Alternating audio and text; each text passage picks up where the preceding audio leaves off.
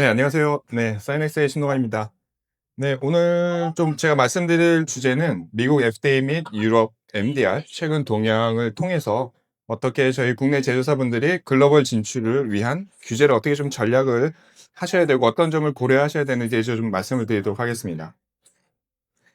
네, 제가 준비한 건 크게 네 가지입니다. 그래서 첫 번째는 글로벌 규제 패러다임하고 핵심 변화에 대해서 좀 말씀을 드리고, 두 번째는 FDA 규제 변화, 세 번째는 EU MDR의 규제 변화, 그리고 마지막으로 이러한 변화 속에 우리가 어떻게 글로벌 진출 전략을 조금 고민하셔야 되는지에 대해서 좀 말씀을 드리도록 하겠습니다. 네, 첫 번째 글로벌 규제 패러다임하고 핵심 변화에 대해서 좀 말씀을 드리도록 하겠습니다. 네, 오늘은 크게 미국하고 유럽 지역에 대해서 좀 말씀을 드리려고 합니다. 네, 미국의 규제 패러다임은 요즘 영어로 써 있는 두 단어로 좀 말씀을 드릴 수 있을 것 같습니다. 네, 스피드와 이노베이션, 즉 혁신 기술 중심의 유연한 규제 체계로 지금 패러다임이 전환되고 있다라고 좀 봐주시면 되는데, 크게 디지털 헬스하고 AI 기술 대응 선제적 규제 프레임에 대해서 좀 확대 적용을 하고 있는 추세고, 두 번째로는 혁신 기술의 시장 진입 촉진을 위한 유연한 규제 접근이라고 합니다. 예, 유연한 규제 접근은 아무래도 이제 규제 기관이다 보니까, 네, 모든 것들을 이제 규제적으로 모든 걸 강화하면 아무래도 이제 의료기 제조업체들은 시장 진출하는데 인허가를 받는데 좀 많은 어려움을 겪으니, 그러한 지금 기술 트렌드라던가 아니면 그 업체들의, 네, 그런 상황을 좀 고려해서 유연하게 규제를 좀 적용하겠다라는 좀 패러다임으로 좀 보시면 될 것 같습니다. 네, 다음으로는 유럽에 대해서 좀 말씀을 드리겠습니다. 유럽도 두 단어로 좀 말씀을 드릴 수 있을 것 같습니다. safety하고 evidence, 즉 안전성과 임상 근거 중심의, 네, 규제 패러다임으로 강화되고 있다라고 좀 봐주시면 될 것 같습니다. 그래서 제품 안전성과 임상 근거 요구 수준을 좀 많이 강화하고 있는 추세입니다. 그러다 보니까 여러분들이 유럽 MDR을 준비하시고 인증을 신청하실 때 많이 힘들어하시는 분이, 이러한 지금 패러다임으로 변화를 하고 있는 상황에서 지금 저희가 인증을 신청하고 심사를 봐야 되기 때문에 많은 좀 어려움을 겪고 있다라고 좀 보시면 될 것 같습니다. 그리고 예전에 MDD 때는 저희가 동등성 입증으로 저희가 임상시험이나 이런 것들을 조금 면제를 받았었는데, MDR이 되면서 이 동등성 입증이 많이 좀 어려워진 부분이 있습니다. 그리고 또한 기술문서나 임상평가 요구가 좀 많이 확대되고 있는 상황이다라고 좀 보시면 될 것 같습니다. 그래서 예전에 MDT 때는 인증 중심에서 현재는 지금 제품 전주기 관리 규제로 좀 전환이 되고 있는 추세고, 이러한 전주기를 관리하려면 결국은 제품의 안전성을 유지하고 지속적으로 관리하는 이러한 요구 사항이 함께 강화되고 있는 추세다라고 좀 봐주시면 될 것 같습니다.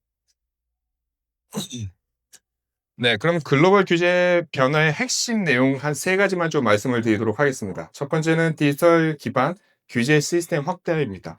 그래서 FDA 같은 경우는 이스타 프로그램을 통해서 전자제출을 좀 의무화한 상황이고, 그리고 추가적으로 이제 RWD라고 해서 리얼월드 데이터에 대한 활용성을 좀 확대하고 있는 추세입니다. 유럽 같은 경우는 EU다 메드 기반으로 의료기 데이터 시스템을 좀 통합 관리하는, 네, 추세로 가고 있고, 사후 관리 쪽에서는 PMS나 PMCF, PSUR, 트렌드 레포트 같은 데이터 기반의 사후 관리 쪽을 좀 많이 강화하고 있습니다.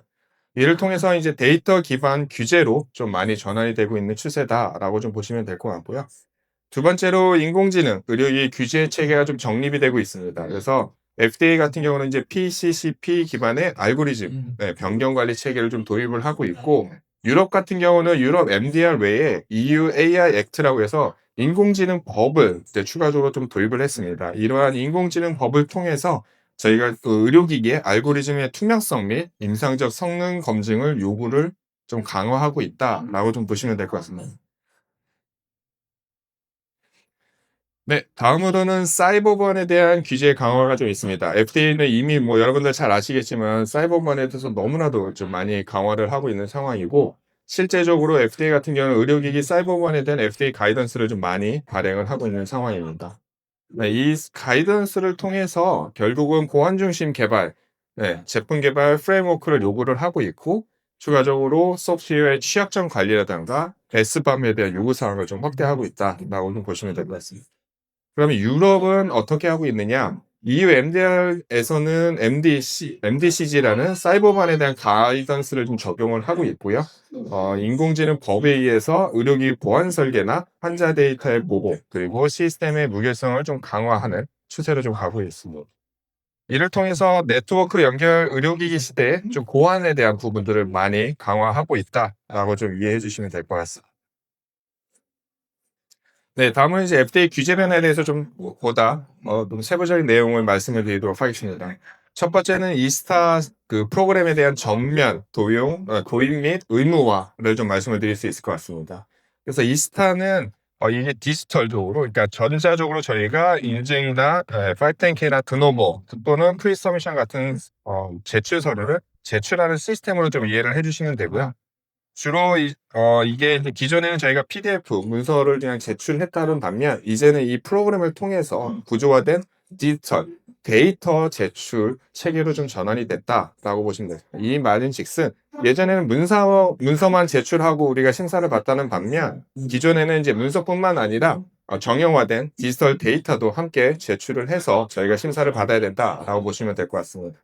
그래서 FDA에서는 이 이스타 도입을 통해서 제출 자료 작성 효율성을 좀 향상해 보자.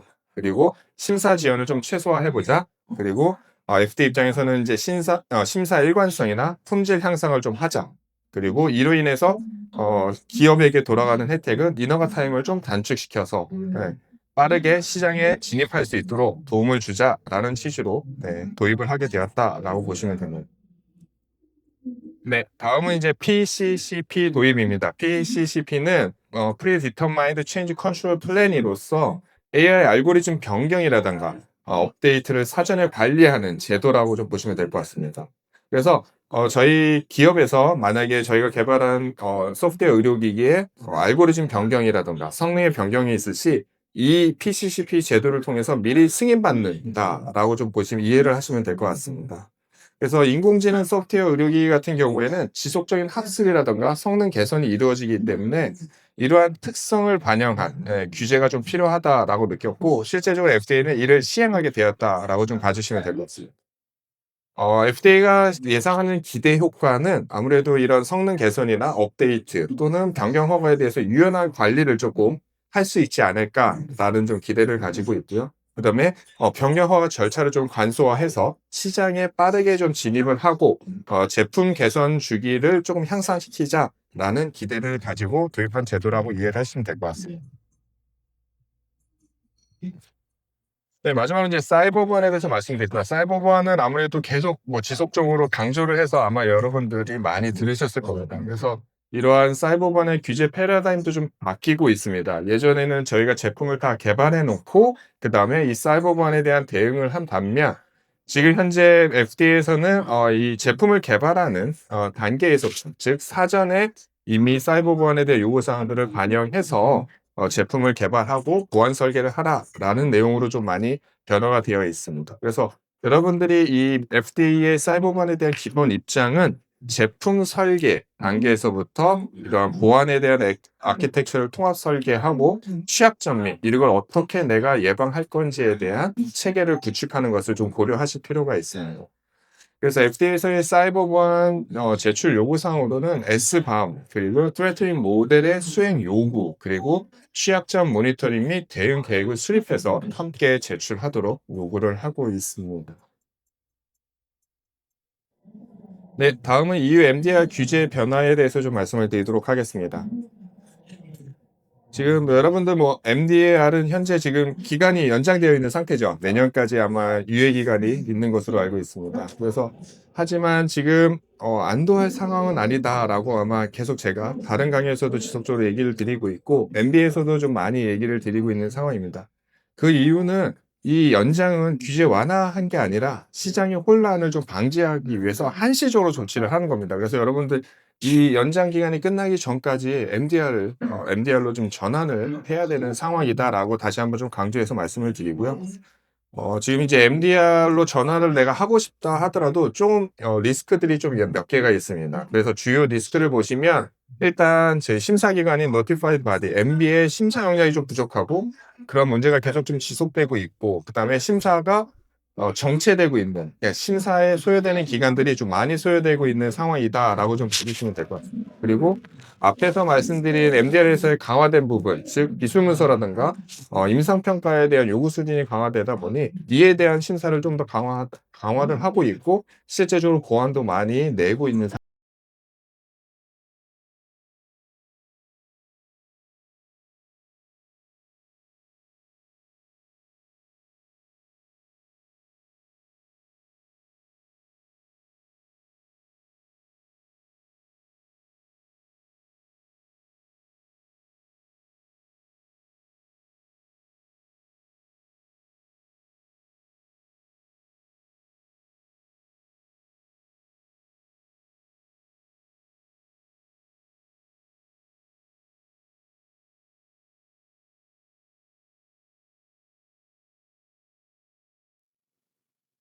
신청을 하셔야 됩니다. 왜냐하면 이 심사 신청하는데도 2개월에서 3개월 정도의 기간이 소요되기 때문에 좀 빠르게 준비를 하실 필요가 있다라고 좀 말씀을 드립니다.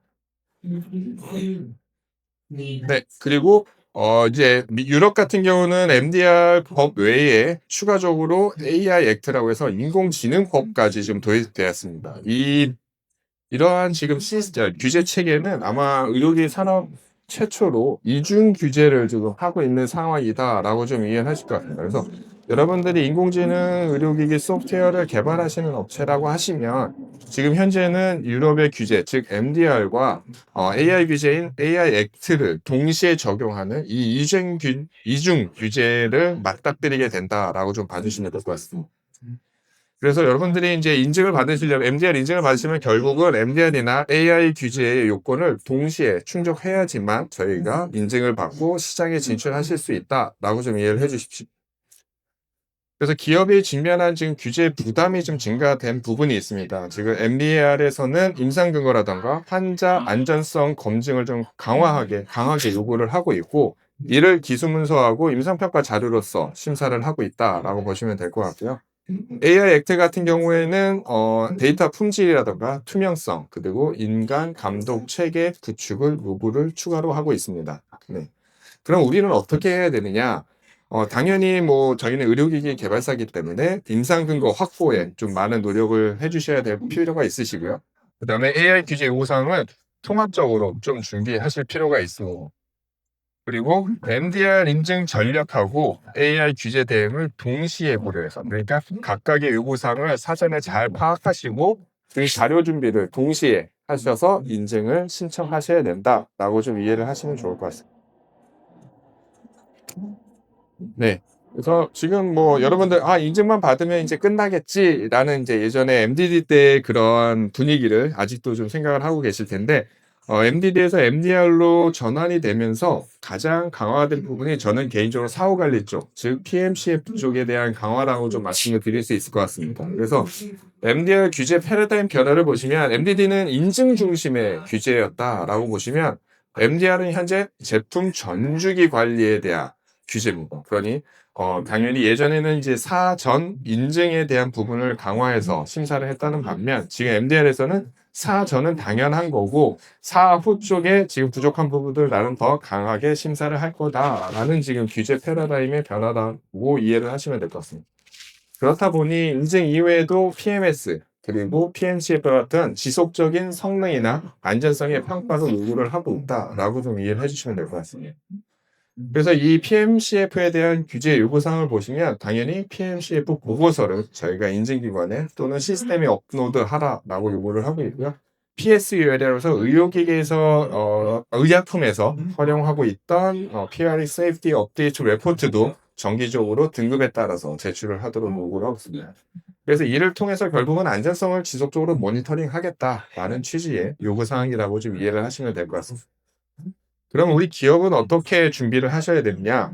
당연히 인증이 됐다고 해서 방심하시면 안 되고요. 인증 이후에도 지속적인 임상 데이터 확보가 필요하시고, 당연히 이러한 임상 데이터를 추가 확보하려는 비용이 조금 증가하는 부분이 있고, 시간도 소요되는 부분이 있습니다.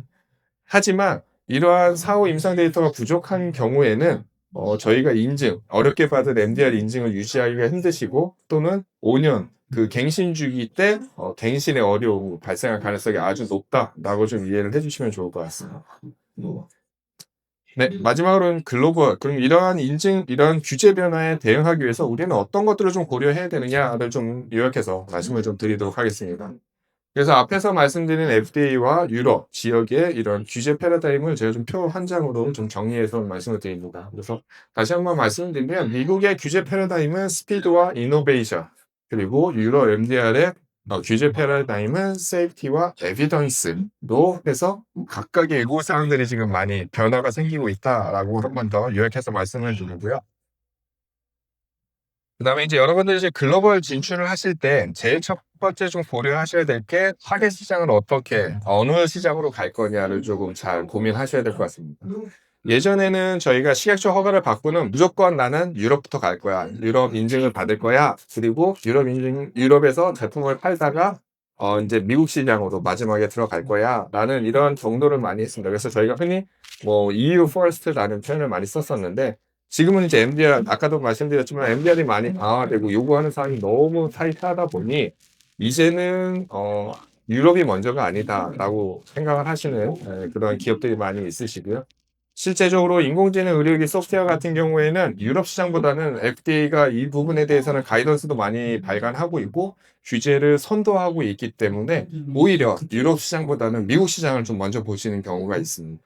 그렇기 때문에 여러분들께서는 좀 우리가 힘들게 개발한 제품이 어느 시장에서 좀 더 사업성이 있는지, 사업화하기가 쉬운지 또는 인허가를 받기 쉬운지를 좀 많이 고민을 하시고 타겟 시장을 좀 선정하실 필요가 있을 것 같습니다. 뭐 FDA 같은 경우에는 당연히 뭐 대부분 510K 경로로 많이 가시는데 이런 이유는 심사를 저희가 예측할 수가 있습니다. FDA 같은 경우는 이제 가이던스들을 많이 발간하고 있고 그 가이던스에 부합하면 크게 뭐 메이저 보완들은 없이 저희가 허가를 받을 수 있기 때문에 이러한 유연한 규제 접근의 트렌드를 가지고 있는 FDA 쪽으로 조금 많이 좀 신청을 하고 있는 상황이다라고 좀 봐주시면 될 것 같습니다.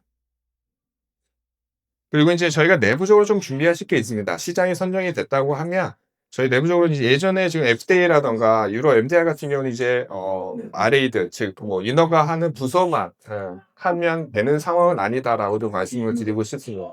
제가 1번에 크로스 펑셔널 팀 구축이라고 말씀을 드렸는데 이건 결국은 TF를 좀 구성을 해서 다각적으로 저희가 대응할 필요가 있습니다. 지금 앞에서 말씀드렸지만 이 규제 대응을 하려면 저희가 제품 개발 단계에서부터 반영을 하라라는 요구사항들이 많은데 이게 뭐 다 제품 개발해 놓고 시험 다 끝난 RA들이 그 자료를 가지고 인허가를 하고 보안 대응을 하기에는 너무 힘든 부분이 있습니다. 그렇다 보니까 R&D도 들어와야 되고 RA도 들어와야 되고 그다음에 강화된 사이버 보안을 대응할 수 있는 이런 역량이 있는 인원 또는 부서들이 같이 통합 대응 체계로 구축해서 대응을 하지 않으면 미국 FDA나 유럽 MDR 인증 받기 쉽지 않은 상황이다라고 좀 보시면 될 것 같습니다. 네.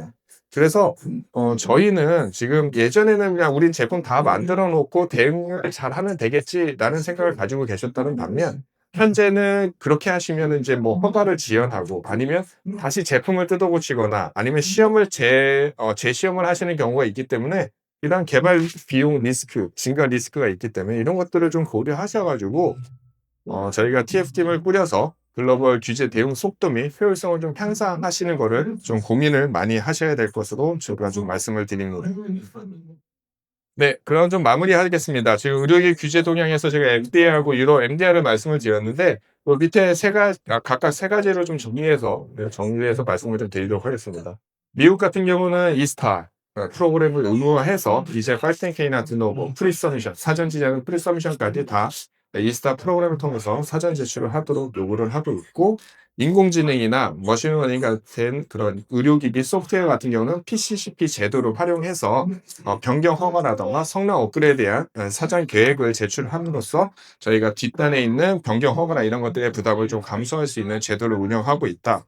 그리고 계속 얘기 드리지만 의료기기 소프트웨어 또는 전기전자에 포함되어 있는 소프트웨어 같은 경우는 사이버 보안에 대한 요구사항은 계속 지속적으로 전 세계적으로 식약처뿐만 아니라 전 세계적으로 좀 증가할 것으로 보이고 있습니다.